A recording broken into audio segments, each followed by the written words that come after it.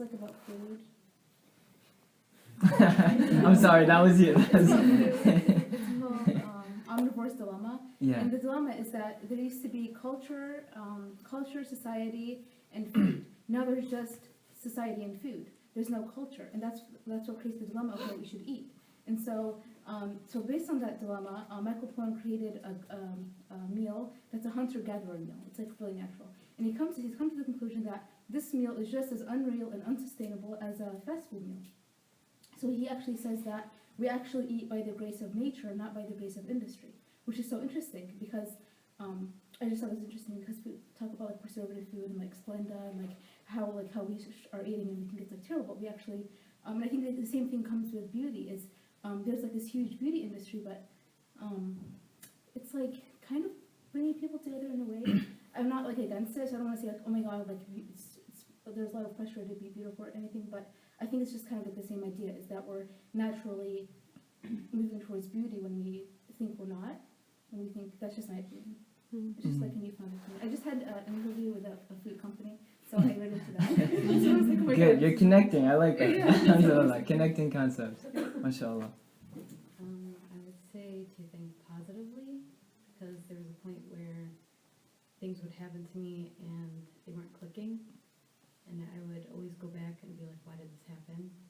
But then now when things happen, there's a reason, and God's testing me, and I have to look at the positive. Like, there's a reason. okay, yeah, so I have to think positive, Mm. and I would take the good from it. MashaAllah. I think beauty is, like, the first thing I thought of was smile, but you kind of took that, so Sorry. it's okay. So now she has to like make something up. So it's not, like, it's not just about someone smiling, but it's like about laughter, and someone laughing not out of spite, but just because they're happy inside, you know, not Genuineness.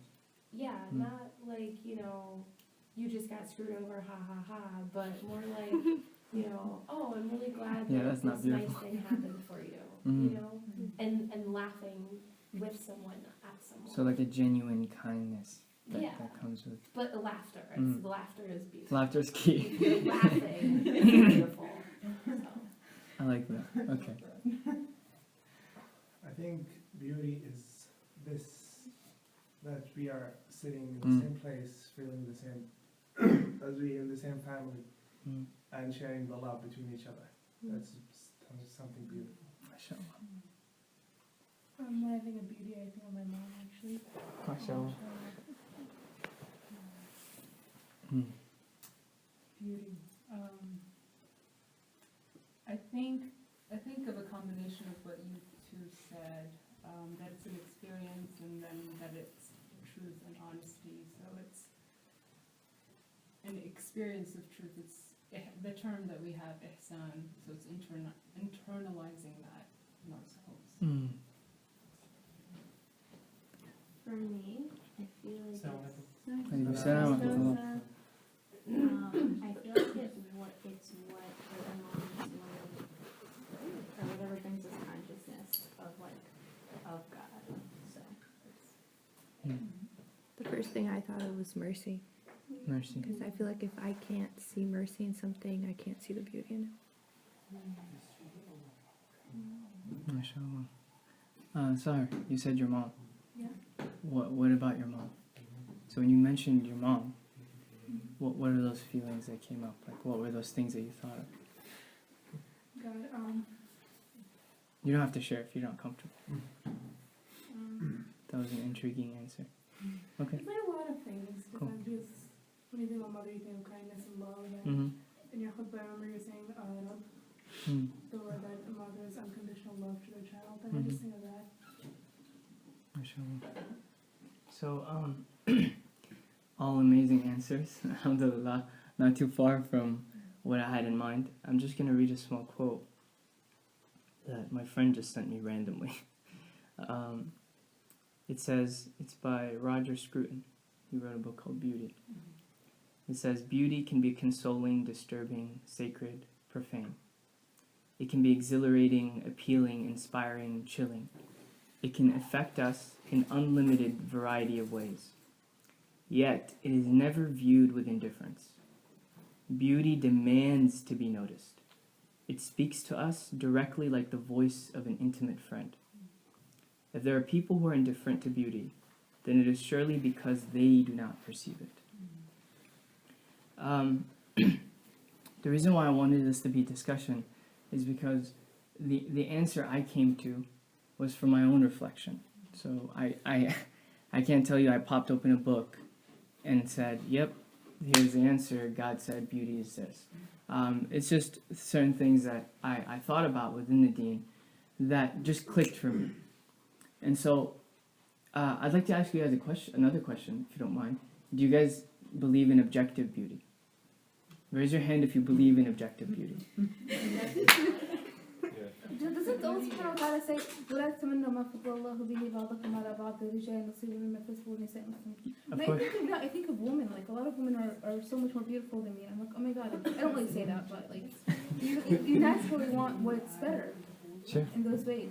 So I think it does exist. I don't think it's like Can you an define illusion it? or anything. Fatima and I had an argument. Can you define it for us? Well, if I defined it, then Or could you tell me what it means to be what objective? do you guys believe that there's beauty that everyone recognizes as beauty? Absolutely. Oh, actually, this is something I studied in my social psychology class.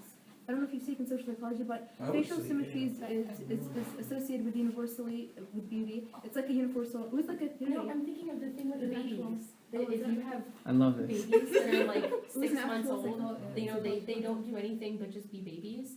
If you have pictures of beautiful people, the baby will stare at the picture of the beautiful person longer than the picture of the not beautiful person. Okay, So, interesting. It's facial symmetry. I think a wide smile, smaller nose, bigger eyes. I hate you. I'm not you. We had this Those are conversation. like universally considered beautiful things. I just Share your thoughts. I don't know, like I just don't think that just because someone doesn't see themselves as like I can't say it without being obvious. Okay, I just believe that just because you feel like you're not a certain way does not mean that no one in this entire world is gonna look at you like you're the best thing in the world. And I don't care what research there is, because I've seen it. I've seen times where I'm not even I've seen it, and me and Amanda get in this argument all the time. You mean you've met people without symmetry Yeah. that were beautiful? And they're like, you're like honored to be around them, and you're like, I Great. don't care. And then because they don't have all that great stuff, you love them more. Those people who do have all those great traits, nobody works for it. But those who are like, who know they don't have it, but they still go every single day working so hard just to like themselves. Like I like those people and respect them so much more. So I don't care what. Okay. Well, do you think it's sometimes because you dismiss, not consciously, but people dismiss people who are not that pretty and overlook them sometimes until you get to know them and they see, like, you know, Yeah, the like truth that of their exists person, too, yeah. and that person is Yeah. actually beautiful, but you just don't notice it at first because they're not outwardly beautiful. I like where this is going. Hala, you wanted to say something? Oh, I was just questioning what you said. Can you repeat what you said about objective beauty or definition of objective? Do you believe that there is beauty in which everyone recognizes as beauty? Everyone recognizes beauty. Everyone. Every human being on this planet. That Zero there exceptions. are certain beautiful elements that every single person recognizes as beauty. Okay, you can say they're beautiful elements. That's an answer. But I think that you can be sometimes what do you call it? Like blinded. Like there are some people blinded from recognizing beauty. And because when I think of beauty, I think of goodness as well. So MashaAllah. Yeah. You said blinded. That's going to be Right. key for our discussion. right. Okay. And then, Ahmad? I thought you raised your hand. And I need to recap. I was just gonna say, well, for one thing, even if you, I mean, you're saying that objective beauty exists doesn't preclude non-objective beauty or beauty in people. I don't think they're sort of Mutually Usually exclusive. it is. yeah, they're not also they might be actually reinforcing each other in some way. Can you explain that a little more? How are And they this goes reinforcing? to, I think, the point sort of off of Hala's Mm. point about, I think maybe a better definition, or maybe a more broader definition of objective beauty is, rather than something that every person sees, recognizes as beautiful, there's things that every person Can find beauty in. can be made to recognize in a. I know what you're saying. Yeah, I get it. So that instead of a particular type of beauty that everyone recognizes, is that everyone has the capacity to recognize beauty in something, and that's what makes beauty objective. Is that what you're saying? No. You're a physicist, so I'm just trying to hang- saying that there are objective things that are objectively beautiful that somebody might not see Sure. as beautiful, but they can be put in a situation in which, yes, if they're led to a certain situation, they will eventually recognize it as beautiful. Mm. I think that's. if they're led to a certain situation. So going back to Hala's point, being blinded. Yeah. Okay, excellent. So that shows that it turns into an experience then. So, That's I don't know, nice. I just saw that connection. Yeah, I mean, totally. It is an experience. I believe that. And then also I was thinking that there are certain things where it might be an objective thing, but we see it subjectively. So there are certain things such as love, kindness, mercy that I think people objectively recognize as beautiful or good, but what we recognize as being of those things might vary. Meaning where we might see them or how we might see them is different depending on our own inclinations, limits, ways of being, experiences. Okay, so it's interesting when I asked this question. It seemed like everyone instantly thought of a person, like a human being. But like my question is, I've never met someone. I don't know if you've met someone like this. I've never met someone that looked up at the stars and didn't think they were beautiful. I've never met someone that looked at the ocean, the vastness of it, and said, "Oh, that is so ugly." I've never met someone But like that. I have met people who Aren't affected. aren't affected by it. Sure. But my point was, I think that if Perfect. they could be softened, or they can be Right. they can be made to appreciate it with time and Perfect. and Right. Perfect. So, I do believe, this is what I believe. I believe there's an objective beauty. I don't think there's a human being on this earth that doesn't see the ocean, doesn't see the stars, doesn't, even the staunch atheist, doesn't look at the cosmos and recognize beauty, even if they're not affected by it. And so going back to both of your points, so what is it about beauty that affects people? How does beauty go from, oh, this is objectively, I recognize it as something interesting and amazing and wow, to go from an experience that changes you, that affects you, that actually becomes beautiful to you? So before I continue, you wanted to say something? So. Well, I would actually disagree with that, because I've met people who look at forest and find it terrifying. Like, you look at trees in creation and you think, oh, that's so pretty. They look at the stars and they don't like it because in the city there are no stars.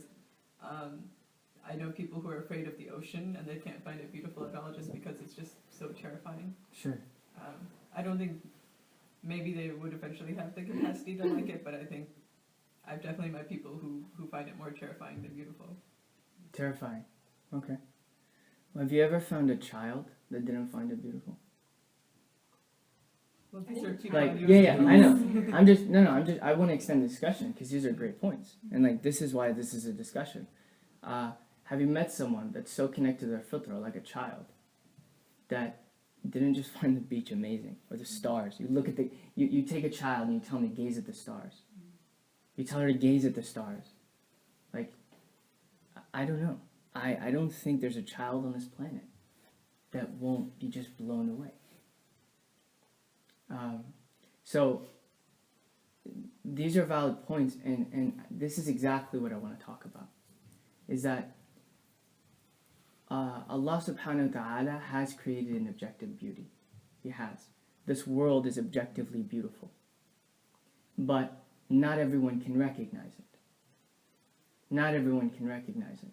When I was reflecting on this, it was very intriguing to me that we have three facets of our deen, right? We have the Islam portion, right? Which was kind of like my conservative phase, right? Islam and then merging into Iman, kinda. Like I had the faith, but it was more like this is how I pray, this is what I need to do, the outward. Then we have the Iman, where it actually penetrates you. So it goes from prayer to meaningful prayer, right? It goes from a couple of movements to things that move your heart. Iman.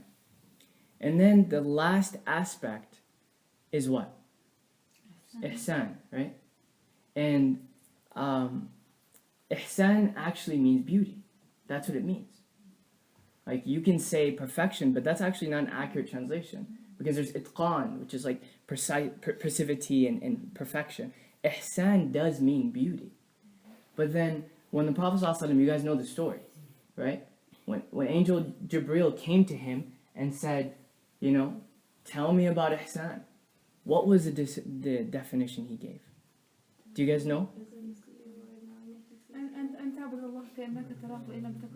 وَإِن لَمْ تَكُنْ تَرَاهُ فَإِنَّهُ يَرَاكَ. Right? To worship Allah as though you see Him. To be in existence. Because now let's take the word worship out and put something else. To exist. Why? Because that is our existence. وَمَا خَلَقْتُ الْجِنَّ وَالْإِنسَ إِلَّا لِيَعْبُدُونَ. So we are beings of worship. So then let's retranslate this and say that the Prophet ﷺ told him to exist as though in every moment you see God. And when you're unable to see Him, know that He sees you. Right? It's not unable to see Him because you can always see Allah. Here's when you recognize that you physically can't see Him, know that He sees you. So when I read this definition, I wanted to understand. The Prophet ﷺ is not giving us a definition of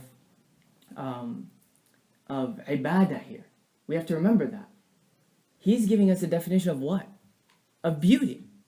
Right? He's giving us a definition of beauty. And what is more incredible in life than beauty? Right? Maybe love, but these two connect.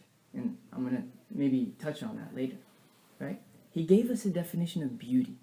And that definition was that we spoke about the definition. So when I stepped back, I said that if I was to summarize it, if I had one word to say like objective beauty, to tap into it, what is it? What is that element? And there are different dimensions. Like, don't get me wrong. There are different dimensions of beauty. Right? Symmetry. We spoke about these different dimensions. But if we wanted to like really go big picture, like go big picture, is there a dimension that is at the core of beauty?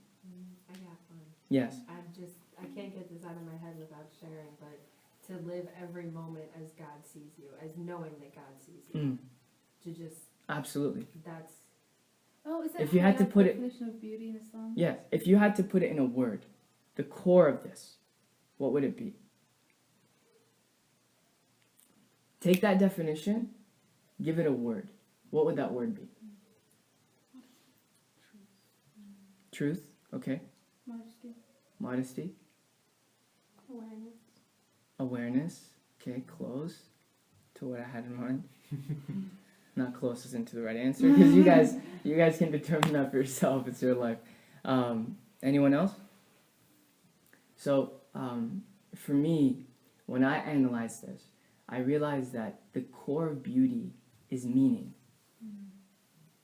Ma'na, meaning. So going back to what you said, and what Hala touched on. There's certain aspects of beauty that people can't recognize. And maybe it's because it has no meaning to them. Someone who grows up in the city, right? The stars mean nothing to them. That's not their lifestyle. They've probably never been camping, right? So how is the stars beautiful? They're not. Because it has no meaning to them. It provides no meaning. And so, when we look at it this way, we find that at the core of beauty is that which gives us meaning. Right? Remember your painting? Do you have your painting?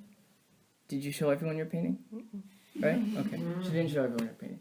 Right? We can look at your painting and say, well, that's interesting. Like, I recognize that's that's beautiful. But for you, right, it's not just beautiful. It carries so much more meaning. And so our thresholds of beauty are different in that regard, based on how meaningful it is for us, right? And so, what is ugliness? And so, let's kind of bring it back to like our life. You know, we're talking big picture. Let's back to our life. There's a lot of ugly aspects of modern society, and you'd have to be an absolute blind man to not recognize that. I remember I was in the car with Dr. Omar Farouk. Do you guys know Dr. Omar Farouk? I was driving him to one of his lectures, and we're coming close to New York. We're coming close to New York City, and he just looks at the buildings, and he's just like, these buildings. He says, like, these buildings are so ugly. You know? He says it just like in this epic, like, you know, Gandalf voice. These buildings, this is not beauty. You know? He says it like that. And I was like, Dr. Omar, like, what do you mean? Why is it not beautiful? Like, why are these not? Some people come to New York just because the buildings are beautiful. Why is it not beautiful? And he looks at me and he's just like, because it holds no meaning. There's no meaning behind these walls. But then you go to Turkey. You go to Istanbul. And you're goosebumps all over the whole time. Because you're in a Western society, right? But then you go into these mosques and you look at the architecture. Everything done with deliberation. Everything done, like you knew the painter, like you knew the person that's doing the calligraphy, like with each line, Allah was being mentioned in his heart, even if he did not say it verbally. Like it had meaning to him, right? You go, one of the things that literally blew me away, like I was in shock, and it was something so simple. When I walked in, Abada's like, look at the, I was with Abada, Abada's like, look at the painting. The calligraphy at the top, where the adhan is made. I was like, oh, that's interesting. He's like, what does it say? I was like, oh, it says Bilal. And I just stopped. It says, does it say Assalamu alaikum? Ya Bilal. Ya Bilal al-Habashi. That's what it says. And every mosque, you go, and where the mu'adhin is, on top is Ya Bilal al-Habashi. That just blew me away, because I was like, something so small, but I recognized it as the most beautiful thing because it carried so much meaning. Like Bilal, 1450 years later, we remember you after every adhan. After every adhan, they make dua for Bilal. When we went to the Topkapi Museum, right? The flower, they chose a particular, what was the flower called? The tulip. Why did you choose the tulip? Because it was the closest flower to represent the word Allah. Subhanallah. Cypress tree. Why did you choose the cypress tree as a symbol of your country? Because it was a tree that grew up like this, narrowed, to represent oneness of God. And it didn't need pruning or nothing. It just kept growing up tall to represent one God. They chose the rose to represent the Prophet Muhammad ﷺ because they recognized that as a symbol of beauty. And who is the most beautiful? The Prophet Muhammad ﷺ. Right? And so, all of these things were so incredibly beautiful because it was a civilization built upon meaning. And we can talk about research. We can argue how, no, Western society is extremely beautiful. These buildings are extremely beautiful. And we can even go into semantics and have a really elaborate philosophical discussion. But the reality is, there's so many people depressed. There's so many people depressed in such a privileged society. And the only answer I can think of is because it doesn't mean anything to them. What do these walls mean anymore when the American dream can be actualized? What is the American dream? And so to take it back home, it's like, what is ugliness then? Right? And what is beauty? And so for me, let me see if I had this quote.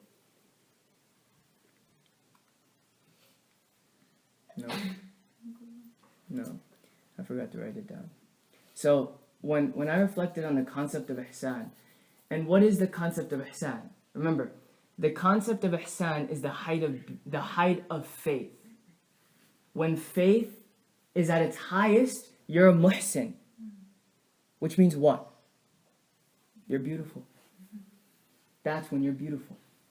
This sounds cliche and simplistic, but it's not. It's actually so profound. One of the hadith of the Prophet Muhammad ﷺ, listen to this. من حسن إسلام المرء تركه ما لا يعنيه. So amazing. From the beauty of one's faith is to leave that which has no meaning to him. Think about that. Now you're seeing a hadith in a different light. It's not just leave what doesn't concern me. Leave what doesn't have meaning to you. You become beautiful. What do you get out of gossip? It has no meaning to your life. So you become ugly. We have a culture of gossip. And we have the ugliest culture in so far in that regard. Right? One of the poets, he said that, so for me, going back to reiterate the concept, beauty is that we see the physical world metaphysically. Everything about the physical world, we see it metaphysically, which gives us meaning, which gives the world beauty. And so, one of the poets that said something I just recollected. He said, إنما الكون معان في الصور. إنما الكون معان قائمة في الصور. Right? That the cone, the cosmos, are just meanings established and set up in images. Right? وَمَن يُدْرِكُ هَذَا فَكَانَ مِنْ أَهْلِ الْعِبَرِ. And whoever is able to perceive that, right, is someone of solid discernment, solid thinking. To be able to discern that this is all, right? This is all beautiful due to the meaning that it gives. If this didn't have meaning, this means nothing, right? They're just walls. They're images. And how does the world now interact with people? A Syrian child that gets slaughtered in Syria, well, he's just a physical body. Because it means nothing to the person killing. There's no meaning. It means nothing. It's just the image. Kill them. But when you start seeing the world metaphysically, then the world does become beautiful. And then the faith component, the height of your faith as a Muslim, the height of your faith is to be able to bring meaning to everything. When I was in Turkey, for example, so we spoke about objective, subjective beauty. When I was in Turkey, and so this leads into the next component. We spoke about beauty, ihsan, what gives us meaning. And for me, the way that manifests, the most powerful dimension, because the khalq, what Allah created, has an objective beauty. And I'll argue that with you until the Day of Judgment. I believe that because of the nature that I believe in God and He created it with beauty. And there is an objective beauty about the world and everything Allah creates. Right? There's something that happens to you when you look at the stars. An objective beauty. Now, how does that manifest in human beings? Because remember when we spoke about beauty, almost everyone thought of a person. And then here's where Fatima's point is extremely valid and correct. Is that how does beauty manifest in the individual? Right? The Prophet ﷺ, like, remember, we're just going back to basics. Like, this is not elaborate. This is actually very basic and yet so profound. The Prophet Muhammad ﷺ was considered the most beautiful thing that anyone ever saw. Thing, not human. Right? If you look at the Arabic, the way they describe him, they weren't describing him as the most beautiful human. Right? وَأَجْمَلُ مِنْكَ لَن تَرَى قَطُّ عَيْنٍ. Something more beautiful than you, no eye has ever seen. وَأَجْمَلُ مِنْكَ لَمْ تَلِدِ النِّسَاءُ. And something more beautiful than you, no woman has ever given birth to. It's almost as if you were created the way you wanted to be created. This is our Prophet Muhammad ﷺ.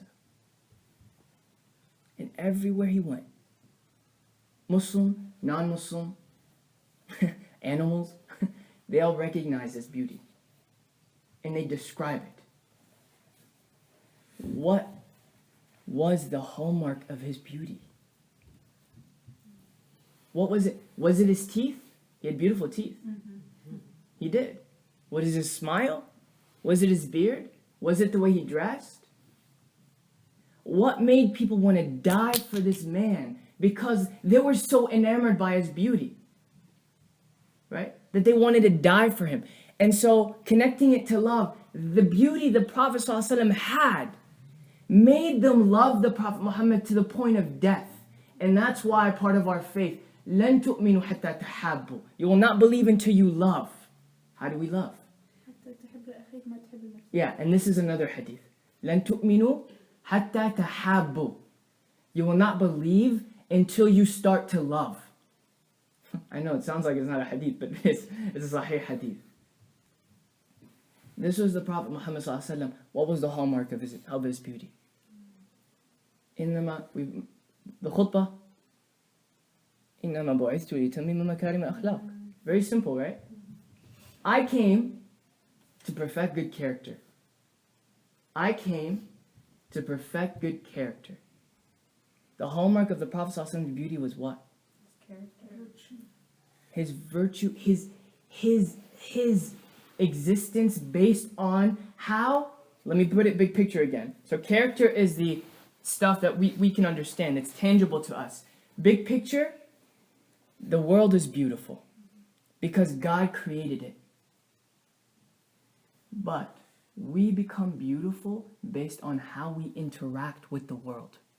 We recognize beauty based on how we interact with the world. That interaction is your khuluq. Check this out. The Prophet ﷺ every day used to make a dua. Do you guys know what this dua was?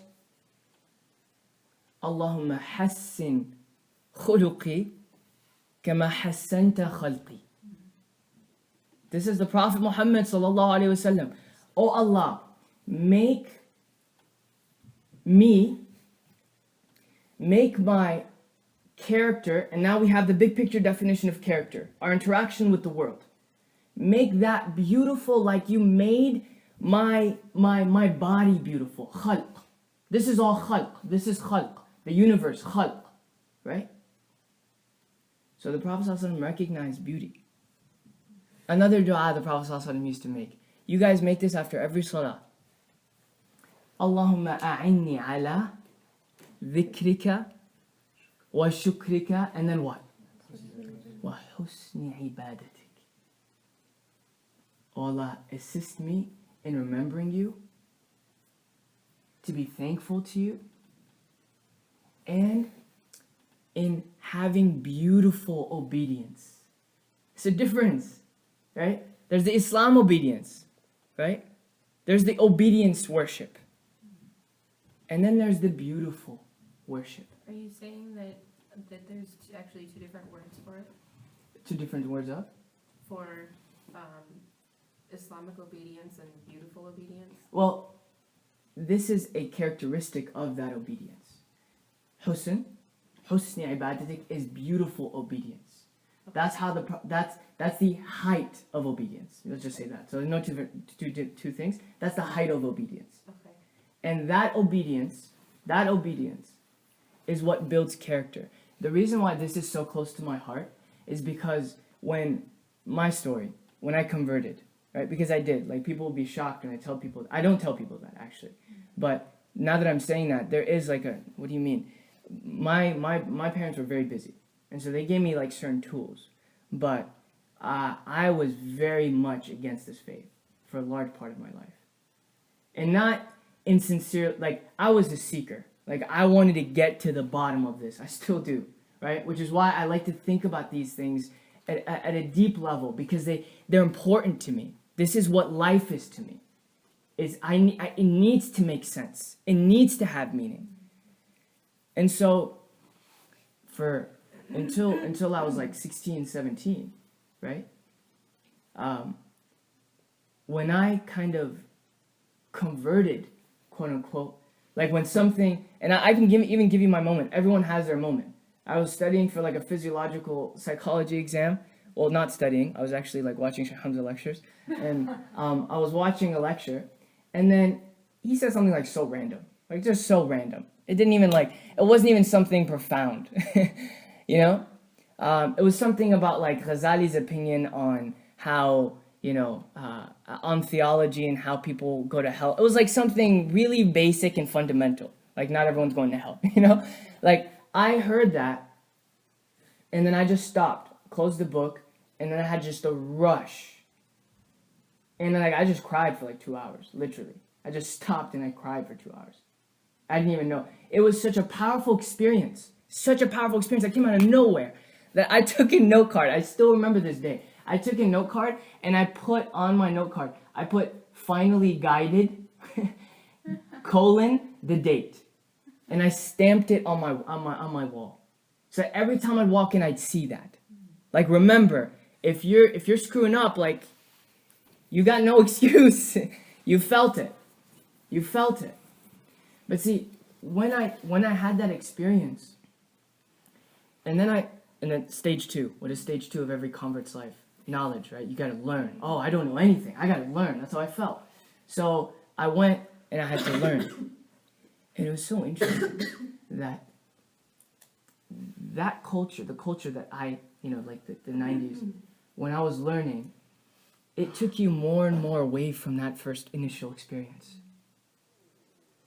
And the more I learned, the more and more religion became like a selfish, individualistic experience. So how does this relate to what I'm trying to say? And why is this meaningful to me? Why is this so important to me about khuluq? Is that the point of your ibadah, the point of your deen, the point of your worship, all of it is so that you can have what? Khuluq. What is the purpose of khuluq? Is to create a beautiful interaction with the world, right? So if you're, for example, this is how we were, right? In that phase, this is how we were. We were praying, but we were staunch conservatives. We judged people. That's what we did. We judged people. Someone that didn't look like we wanted them to, well, they must not be good like we are. We're good. Brush our shoulders off, continue praying. Like that was the culture, right? That was the culture that we were indoctrinated in. But that's not our deen. That's like the farthest thing from our deen. The Prophet ﷺ used to say that, he said that someone who has like an atom's weight of arrogance won't enter Jannah. Why the heck are we talking about the headscarf? Wallahi, like this is crazy to me.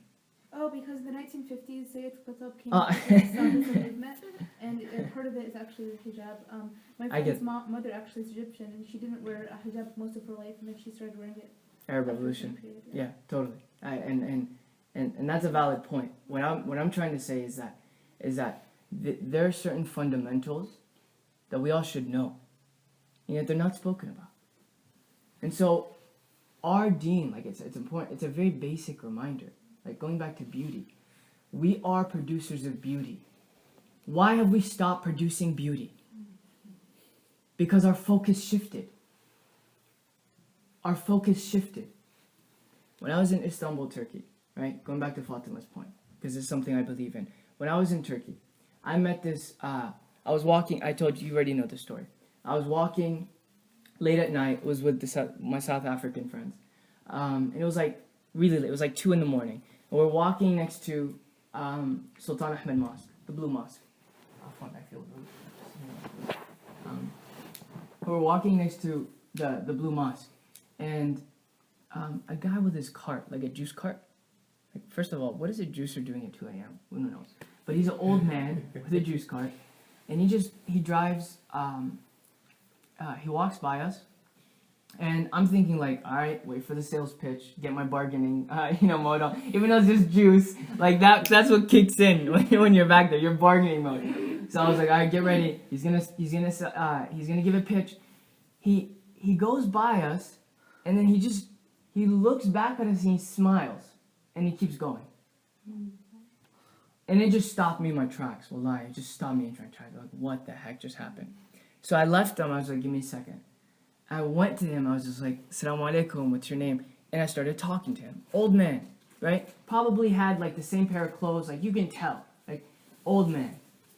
And was totally in poverty. I told him I'd love to get some juice. Bought some juice from him. And check this out. He's making the juice. He takes the knife, Bismillah ar-Rahman ar-Rahim. He cuts the little orange, right? He puts it, Ya Allah, Ya Allah, Bismillah ar-Rahman ar-Rahim. And he's doing, and it's not like a, Wallahi, you look at him and it doesn't have that conservative, like, I need to do this out of duty feel. No, you can tell this guy was breathing this stuff. He's living this stuff, right? It was a reflex. And he's serving us his juice, smiling.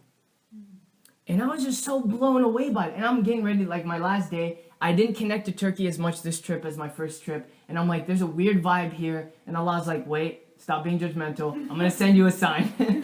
So this juice man comes into my life. You think the story's over. I fell so in love with this man that we took the juice. I told him, can I get your number? So that, I want to buy juice from you. So I took his number and I gave him my number. I texted him, he took my number. This was the second to last day I was leaving. The next day, so the day after that is my flight. The next day, I get a phone call at like 3 p.m. and it's this juice guy. Just randomly calling me. I was like, that's interesting. So I call him back, and I'm telling you, one of the most beautiful things I've ever seen in my life. Like, I looked at it, and my heart and brain both agreed, yep, this is beauty, Ahmed. Like, think no more, this is beauty, right away. And so he's calling me, and so I was like, all right, this is really fascinating. I don't know Turkish. He doesn't know English. We're in love with each other, literally. And I'm trying to communicate with this guy. So I call him back, and I'm like on Google Translate. And then I first of all, it was a stupid move. I translated an entire sentence. And then I remembered I didn't know how to read. So it was very difficult to get across what I wanted to say. So he calls back after I called him back because he didn't understand. He calls back. And so I was like, all right, strategy number 2. I'm just going to tell him, like, place and time. So I told him, like, Sultan Ahmad, and I gave him the time. Like, meet me there at that time. So, what'd you say? Oh, Romeo and Juliet, whatever. I'll do that. The last night before I was leaving, he calls me, and he wanted to check where I was. He called me like several times. He called me at 11. He's like, just making sure. He called me at 12. Right? But the amazing thing is, I knew he wasn't calling so he can sell juice. I knew that. When I came, we agreed on a time. I go there and I didn't find him. That was so sad. Like, maybe I said the wrong time. But I was literally heartbroken. We go back to the hotel. An hour later, he gives me a call. And I jolt up. I'm like, yes, it's the juice guy, right? Vicar. So I run out the door. And I just want to see him. I just want to see him. I go and my friend Sophia. Sophia came with us. It was me and Sophia. And Alberto was there too. We went to get the juice. I wanted to get juice for everyone. Sad was there. It was like everyone's leaving. So, once again, he's making juice, deliberation, Nia. You could see the beauty, right? Now, we were cold. Sophia was cold. I had my jacket on. I was like, Sophia, you can take this jacket. I'm not cold. I'm from Florida. We don't get cold. I don't know how she believed that. But check this out. The only reason I'm mentioning that is because when we were waiting for the juice, when you met him, he embraced me. Like, it was such a surreal experience. And then he saw me like a little bit chilly because I'm from Florida. So dude takes off his jacket. And then he gives me the jacket. And then I wear the jacket, of course. I'm not going to deny that. I love this guy. So I put the jacket on, and he's getting his juice ready. And then a group of like, what's a better word for like garbage men? I don't like that term. Oh, the ones with the tiny ones. They're Sanitation engineers. A couple of sanitation engineers. They walked up, and it turns out like this guy was connected. Everyone loved him. They're like, "Assalamu alaikum, how are you?" He was like looking for a bottle of juice. He's like, "Here." He gave it to him for free. This guy's nothing. Like, remember, this guy's nothing. And as he's finishing the juice, he has a bottle that's already filled. And so I see him like a little worried. I was like, "Is something wrong?" He's just like, "Would you like the bottle instead, so you don't have to carry like the 5 cups?" So I was like, no. He's like, "It's okay." He empties the bottle, gives that juice to someone else. Remember, this is how he makes a living. He pours the juice in the bottle, and he says, "Here." And so I looked at him, and I was just like, "I just want to say I love you." And I gave him like a big hug. And then as I was giving him his jacket, he looks at me, and he's like, "Just give me a second." And he starts like going through his jacket. So I was like, "What is this dude doing? Is he giving me a gift?" That was an understatement. He finds that there's nothing in it, and he says, "Here, you can have my jacket." He wants to offer me his jacket. So I tell him, "No, thank you. I'm okay. I'm going to miss you." I give him a hug. We take a picture. All's cool and dandy. When I get back to America, he calls me every single day. No joke. He calls me every single day. So the reason I'm mentioning this story is because that's beauty to me.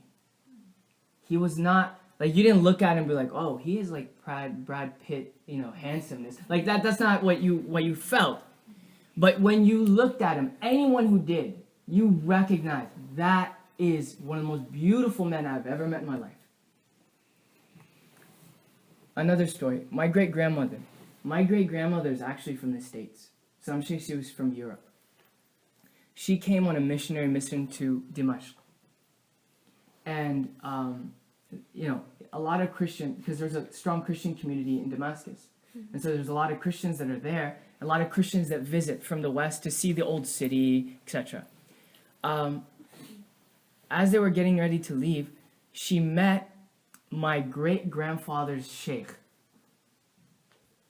And literally, she looked at him, one look, and she says, how can I accept Islam? Like, one look. To her, she finally experienced beauty. It was the most beautiful thing she experienced. And she said, "How can I accept Islam?" She becomes Muslim. I'm now back in America, where she's from. So, cool story. Why is that significant? Because, yes, there is objective beauty. Someone who spends his life or her life perfecting their character, big picture, their interaction with the world. Why is our world ugly? Why is our environment literally falling apart? Because our interactions that's why it's ugly. Because we forgot how to interact, because it doesn't mean anything to us. One thing I never understood was like, because I was like a borderline atheist. So I never understood atheists when they told me like, we need to preserve the environment for the coming generations. It never connected to me because I was just like, dude, if I was like an atheist, I don't give a damn about like the future generations. Like, how does it, you know? And I remember that when I was with Sheikh Mukhtar Maghrawi, he was talking about the environment. And he said that we don't protect the environment for future generations. We protect the environment because this is a manna from Allah. So simple. So simple. But this is our interaction with the world. This interaction is what gives us meaning. It is this meaning that produces beauty. It is that beauty. Last point. It is that beauty which produces love. And it is only love that sustains faith. So for me, I don't see the whole love conversation as like a fluffy, Sufi I don't. For me, it's really real. You have to work. I've never met a man or a woman, wallahi, I've never met a human being that has worked full time in becoming spiritually effaced. Like they're in ibadah, they're working on themselves, that weren't like the most beautiful people I've ever met. They didn't have to be Muslim. They didn't. Like, this is important. They didn't have to be Muslim. Yes, I'm Muslim, I believe in Islam, but they didn't have to be Muslim. But you met them, you knew these people working on themselves. So, to conclude, I'd like to hear your thoughts on what was said. I'd like to hear your own thoughts about, just in general, about this conversation. But it's weird. As I get a little older in life, I'm becoming a bit more and more practical. And for me, I'm not as interested anymore in the fluffy conversations. Because I did that for so long. And they didn't give me as much meaning as, like, I'm going to perfect my character. Like, I'm going to do it. Like, I want to be the greatest human being. The Prophet ﷺ, right, lived by this hadith. Live by this hadith. He said, khayrun nasi, right? He said the best of people are, when you see them, you only expect goodness. That's it. When you see them, you only expect goodness. And the worst of people is that when you see them, you only, the first thing that comes to mind is like, damn it. Like, you expect harm, and you can't wait for them to die. So I have a question about that, because there are people in my life that I expect goodness, and then other people that I just expect that they're gonna let me down. But part of me looks at myself, and I wonder how do I change how I view them? You know, because I don't want to view them as someone that's always gonna disappoint me, whether that's true or not. Sure. You know, because I'm thinking of someone that's disappointed me for a very, very long time that I can't stop letting them disappoint me. It's inevitable. Something that I've done recently, and this is a very simplistic answer, I'm just going to say that, and it's not even like a religious answer, it's just something that I noticed that has helped me in my life, is that I actually, the more and more I got back to the faith, the more I realized, like, this life is meaningful when it's practiced, etc., etc. I actually just dropped expectations for people. And that has been the most freeing thing in the world for me. Like, there are certain relationships that you can't. Like, in a marriage, like, there's certain expectations. And with certain with family members, there are certain expectations. But even with my family members, like, with certain people now, with my friends, like, I've just dropped expectations. I don't expect anything. And the only way I'm able to be grounded in that and not be burnt out is like, quite frankly, is through my relationship with Allah. I believe in that. That is what fills the void. And so the moment I just stopped, I dropped these expectations, then I realized, like, I don't want to see them through my interaction with them. I don't know if anybody's heard this verse, but it's like, I'm just taking a snippet of it, but it's لِتَعْلَمْ أَنْ لَا إِلَهَ إِلَّا اللَّهُ وَاسْتَغْفِرْ لِذَنْبِكَ وَالْمُؤْمِنِينَ وَالْمُؤْمِنَاتِ. I think it's so powerful, because a lot of the experiences that we have when we're just kind of finding ourselves, like when we're younger and stuff, is just kind of like a lot of like realizations of how like empty things can be without God, for example, or just kind of finding God. And I think that a lot of that is a lot of like the answers to those types of questions are in the Quran, but come out to Deen Sudan. I mean, however, what you give is what you receive. It's actually a proverb, an Arabic proverb, I think. It's come out to Deen Sudan. So how you interact with people is how they're going to interact with you. Well, That's what I like to think. yeah, in a lot of cases that is true. In some circumstances, it's not the case. You can treat, Linda Sursur, you guys are at the event, like you're spending all this time with people who've made up their minds about you. And yes, but I do believe I agree with her, and yet I also feel like there are people that if you work with them enough, they'll come around, and there's a role for that, a smaller role, right? But so it's a big question. This is what I've done, is that I'm more interested now in bringing goodness to others than expecting it from them. And what I've noticed, wallahi, like I'm telling you from personal experience, the fulfillment of that has been in my life so much more than any fulfillment of an expectation of getting something back. And that would be a depressing and morbid philosophy if we didn't believe in Allah. If we didn't believe that Allah was literally going to reward us for everything we do. That this is a temporary abode. And our purpose here is to actually make it meaningful enough so we can go back. So when I've begun to internalize that, it has made my relationships a lot easier, personally. And there's nuance to this. It's not like I said, that's why I said it's simplistic. Sounds really hard. It is hard. It's the most difficult thing ever, because you naturally expect things from people. It's true. But yeah, subhanallah. Anyways, that's all I had to say. I think for us, we have to again become producers of beauty. There's no